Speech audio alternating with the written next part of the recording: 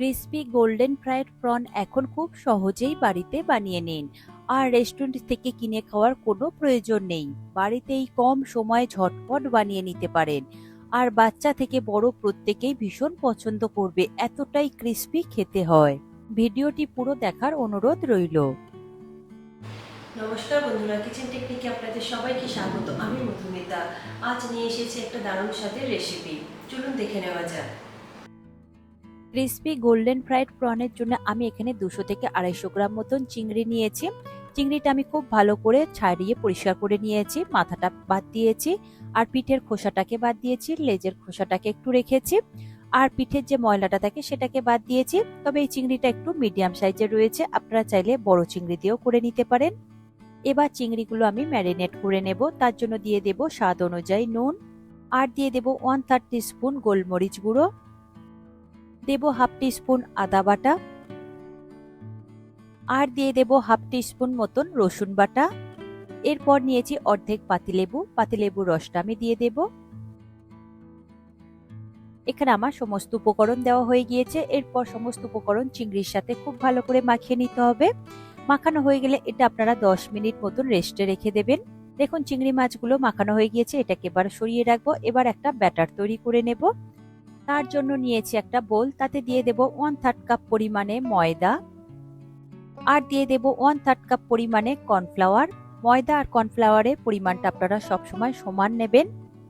এখানে আমি দেখুন নিয়েছি আদা রসুন কুচি। আদা রসুনটাকে খুব মিহি করে আমি কুচিয়ে নিয়েছি, আর নিয়েছি বেশ কিছুটা ধনেপাতা।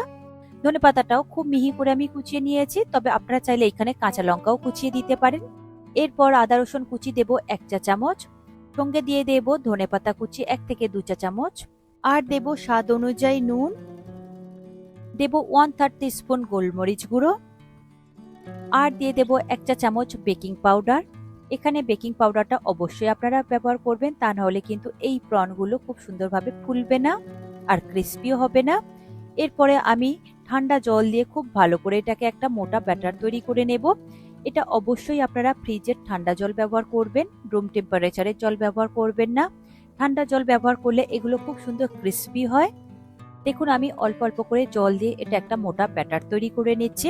একসঙ্গে জল দেবেন না, তাহলে খুব বেশি পাতলা হয়ে যাবে। দেখুন আমি অল্প অল্প করে জল দিয়ে খুব সুন্দর মিক্সড করে নিয়েছি, আর একটা মোটা ব্যাটার তৈরি করে নিয়েছি। ঠিক এই রকমই একটা মোটা ব্যাটার তৈরি করবেন। এটাকে আমি 5 মিনিটের জন্য সরিয়ে রাখলাম। ততক্ষণ আমি তেলটা গরম বসিয়ে দেব। দেখুন একটা কড়াই নিয়েছি, তাতে আমি প্রয়োজন মতন রাইস ব্র্যান্ড অয়েল দিয়েছি। তেলটা আপনারা মিডিয়াম ফ্লেমে খুব ভালো করে গরম করে নেবেন। তেল যেন খুব ভালো মতন গরম হয়। দেখুন তেল গরম হতে থাক। এরপর দেখুন ম্যারিনেট করা চিংড়িগুলো আমি নিয়েছি। চিংড়িগুলো একটা করে চিংড়ি আপনারা নেবেন, আর এই রকম ভাবে এই মোটা ব্যাটারের মধ্যে ডোবাবেন। সব সাইডটা যেন খুব সুন্দরভাবে কোট হয়। তারপর একটু ঝাড়িয়ে নেবেন যাতে এক্সট্রা ব্যাটারটা পড়ে যায়। তারপর এই গরম তেলের মধ্যে ছেড়ে দেবেন। তবে গ্যাসের ফ্লেমটাকে এই সময় লো টু মিডিয়ামে রাখবেন, হাইতে একদমই রাখবেন না। তাহলে উপর থেকে লালচে ভাব তাড়াতাড়ি এসে যাবে, আর ভিতর থেকে কাঁচা রয়ে যাবে। আর উপর থেকে যদি লাল হয়ে যায় তাহলে এটা গোল্ডেন ফ্রাই আর হবে না, নর্মাল ফ্রাই হয়ে যাবে। তাই এর কালারটা ঠিক গোল্ডেন কালারের মতনই হবে, একটু সাদা সাদা থাকবে। তাই আপনারা এটা একটু সাবধানেই ভাজবেন, আর খুব বেশি একসঙ্গে দিয়ে ভাজবেন না। দেখুন আমি প্রয়োজন মতন দিয়েছি, আর এটা ডিপ ফ্রাই হবে। তেলে দেওয়ার পরে খুন্তির সাহায্যে হালকা করে বা চামচের সাহায্যে হালকা করে একটু নাড়াচাড়া করে দেবেন। দেখবেন এই গোল্ডেন ফ্রাইগুলো খুব সুন্দরভাবে একদম ফুলে যাবে, গোল গোল হয়ে যাবে, আর তেলের উপরে ভেসে উঠবে। লো টু মিডিয়াম ফ্লেমে এইভাবে একটু কন্টিনিউ মাঝের মধ্যে উল্টে পাল্টে নাড়াচাড়া করে ভেজে নেবেন। দেখবেন খুব সুন্দর একটা কালার চলে আসবে। যখন একটু হালকা লালচে ভাব আসবে, একটু সাদা সাদা ভাব থাকবে, ঠিক সেই সময় আপনারা এগুলোকে তেল থেকে তুলে নেবেন। এগুলো ভাজতে কিন্তু খুব একটা বেশি সময় লাগে না। দেখুন প্রথম ব্যাচের গোল্ডেন ফ্রাই আমার ভাজা হয়ে গিয়েছে, একটা প্লেটের মধ্যে রেখেছি। সেকেন্ড ব্যাচটাও ভেজে আমি আপনাদের দেখিয়ে দেব।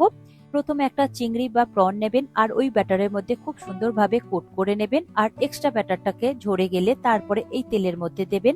দেওয়ার পরে মিডিয়াম টু লো ফ্লেমে একই রকম ভাবে আপনারা একটু হালকা করে নাড়াচাড়া করে ভেজে নেবেন। দেখবেন তেলের উপর খুব সুন্দরভাবে ভেসে উঠবে, আর খুব সুন্দর ফুলে একদম গোল গোল হয়ে যাবে। তারপর মাঝের মধ্যে একটু নাড়াচাড়া করে এইভাবে একটু ভেজে নেবেন, আর এই রকমই গোল্ডেন কালার থাকা অবস্থায় আপনারা তেল থেকে তুলে নেবেন। এগুলো একদমই লাল লাল করে ভাজবেন না, তাহলে কিন্তু গোল্ডেন ফ্রাই আর হবে না, খেতে তখন খুব একটা বেশি ভালো লাগবে না।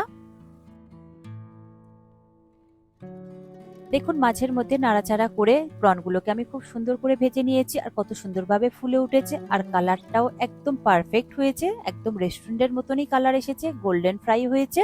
এরপর এগুলোকে আমি ঝাঁঝরির সাহায্যে তেল থেকে তুলে নিয়ে ওই প্লেটের মধ্যে রেখে দেব। এর থেকে বেশি কালার করবেন না। এগুলো খুব সুন্দরই ক্রিস্পি হয়েছে আর ভিতর থেকে একদম পারফেক্ট সিদ্ধ হয়ে গিয়েছে। চিংড়িগুলো একদমই কাঁচা থাকবে না। বাকি ব্যাচগুলো আমি পরে ভেজে নেব। তারপর দেখুন একটা প্লেটের মধ্যে এটাকে আমি সার্ভ করে নিয়েছি। আর সঙ্গে আমি একটু টমেটো কেচাপ রেখেছি। টমেটো কেচাপ বা কাসুন্দি যেটা দিয়েই খান না কেন দারুণ সুন্দর খেতে লাগে। আর কতটা ক্রিস্পি আর কতটা মুচমুচে হয়েছে সেটা আমি আপনাদের ভেঙে দেখিয়ে দেব। আর এই প্রনটা একটু মিডিয়াম সাইজের ছিল বলেই একটু ছোট দেখতে লাগছে। আপনারা চাইলে বড় দিয়ে করতে পারেন, তাহলে দেখতে একদম রেস্টুরেন্টের মতনই হবে, বড় বড় দেখতে লাগবে। সাইজে একটু ছোট দেখতে হলেও খেতে কিন্তু দারুণ সুন্দর হয়েছে, একদম পারফেক্ট হয়েছে, রেস্টুরেন্টের মতনই হয়েছে। যেমনই ক্রিস্পি হয়েছে আর তেমনই টেস্ট হয়েছে। বাচ্চা থেকে বড় প্রত্যেকেই ভীষণ পছন্দ করবে। এতটাই সুন্দর খেতে, আপনারা যে কোনো সময় যে কোনো দিন বানিয়ে নিতে পারেন। এমনকি সন্ধ্যাবেলায় যদি এটা চা কফির সাথে বানিয়ে নেন দারুণ সুন্দর খেতে লাগবে। পুরো সন্ধ্যেটা দারুণ মজার কাটবে। আশা করি আমার আজকের এই রেসিপি আপনাদের ভালো লাগলো। ভালো লাগলে এইভাবে একবার অবশ্যই বানিয়ে দেখবেন। আমার মনে হয় আপনাদের সকলেরই ভীষণ ভালো লাগবে। ভালো লাগলে কমেন্ট করে অবশ্যই জানাবেন আর সাথে লাইক শেয়ার করবার অনুরোধ রইল। আর চ্যানেলটি সাবস্ক্রাইব করে নেবার অনুরোধ রইল। আজ তাহলে এই পর্যন্ত, আবার অন্য কোনো দিন হাজির হয়ে যাব অন্য কোনো রেসিপির সাথে। সবাই ভালো থাকবেন, সুস্থ থাকবেন আর ভিডিওটি পুরো দেখার জন্য অসংখ্য ধন্যবাদ।